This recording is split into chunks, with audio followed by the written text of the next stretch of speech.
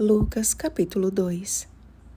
Glória a Deus nas maiores alturas, e paz na terra entre os homens a quem Ele quer bem. Versículo 14. O cântico da multidão da milícia celestial foi a única vez em que o céu se abriu para revelar a sua santa melodia. Diante de simples pastores, as mais perfeitas vozes entoaram o mais sublime louvor. A partir daquele momento, aqueles homens perceberam que o mundo já não seria mais o mesmo. Aquele acontecimento dividiria o tempo em antes e depois de Cristo.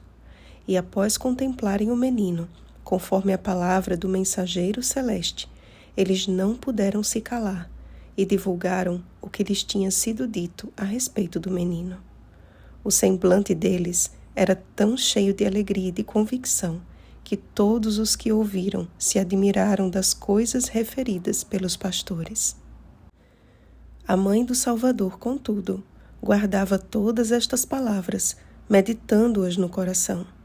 Maria ainda não compreendia totalmente que aquela criança envolta em faixas e deitada em manjedoura não era apenas um frágil bebê, mas a redenção de Jerusalém e de todo aquele que nele crê. João capítulo 3, versículo 16. Havia, porém, um homem chamado Simeão, homem justo e piedoso, que esperava a consolação de Israel, e o Espírito Santo estava sobre ele. Foi-lhe revelado pelo Espírito que ele não morreria antes de contemplar o Messias prometido. Por longos anos, Simeão aguardou a preciosa promessa. Mas, enfim, havia chegado o grande dia. As suas idas ao templo sempre eram cheias de expectativa, mas aquele dia foi diferente. Imagino a alegria indescritível que movia seus apressados passos em direção ao lugar onde tomaria nos braços o Senhor da Glória. O grande diferencial que fez com que aquele homem reconhecesse naquela criança a salvação, e não os sacerdotes que oficiariam a cerimônia de apresentação de Jesus no templo, foi a atuação do Espírito Santo em sua vida. A Bíblia não deixa dúvida com relação a isto, nas 3 sentenças seguintes. Primeira, e o Espírito Santo estava sobre ele. Segunda, revelara-lhe o Espírito Santo. Terceira, movido pelo Espírito. A presença atuante do Espírito Santo promove discernimento espiritual. O que era apenas uma ideia torna-se tão concreto quanto tocar e ver. Na história de Jó, por exemplo, a Bíblia diz que ele era um homem íntegro, reto, temente a Deus e que se desviava do mal. Jó capítulo 1, versículo 1.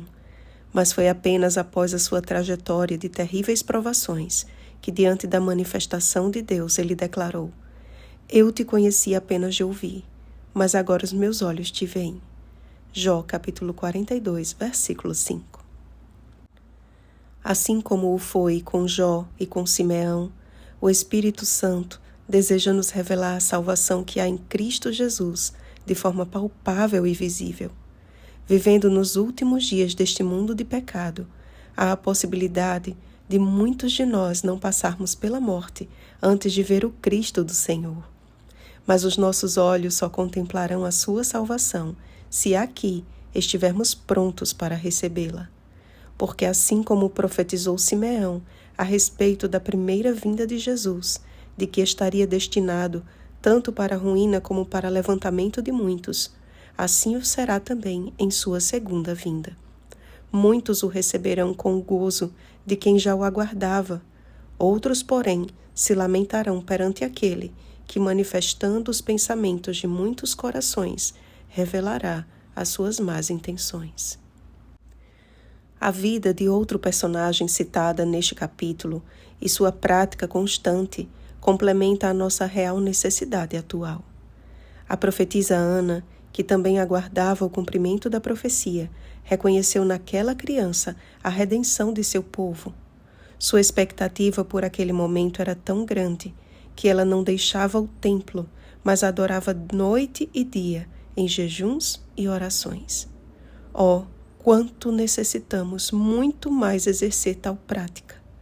É tempo de colocarmos em prática Joel capítulo 2, versículos 12 ao 13, para que façamos parte do povo que o Senhor chama. Joel capítulo 2, versículo 32. Precisamos experimentar dia e noite a intimidade com Deus através da comunhão diária. O Espírito Santo geme por isso, com gemidos inexprimíveis. Romanos capítulo 8, versículo 26. Assim como os pastores, Simeão e Ana eram uma pequena representação dos que aguardavam o Messias em seus dias, comparado a toda a nação de Israel, hoje Deus tem nesta terra de quase 8 bilhões de habitantes um pequeno povo que vigia e ora na expectativa da segunda vinda de Jesus em seus dias. Necessitamos do poder do Espírito Santo. Ele deseja nos revelar coisas grandes e ocultas que ainda não sabemos. Jeremias capítulo 33, versículo 3. Mas para isso, necessitamos ser movidos pelo Espírito e olharmos constantemente para Jesus. Houve profunda angústia e desespero quando José e Maria perderam Jesus de vista. Mas quando o acharam no templo, que tamanho alívio lhe sobreveio imediatamente. Que não percamos o nosso Salvador de vista sequer um instante, amados, e muito em breve o veremos face a face. Oremos, amados. Santo Deus, que privilégio imerecido nosso de ter a promessa do Teu Espírito em nossa vida e de sermos guiados por Ele. Ó Senhor, estamos tão distantes da realidade de Simeão e de Ana, mas queremos ser homens e mulheres justos e piedosos diante de Ti. Almejamos e aguardamos a consolação de Israel, do Teu Israel espiritual. Pai, concede-nos o Espírito Santo. Queremos estar vivos para ver o Cristo do Senhor.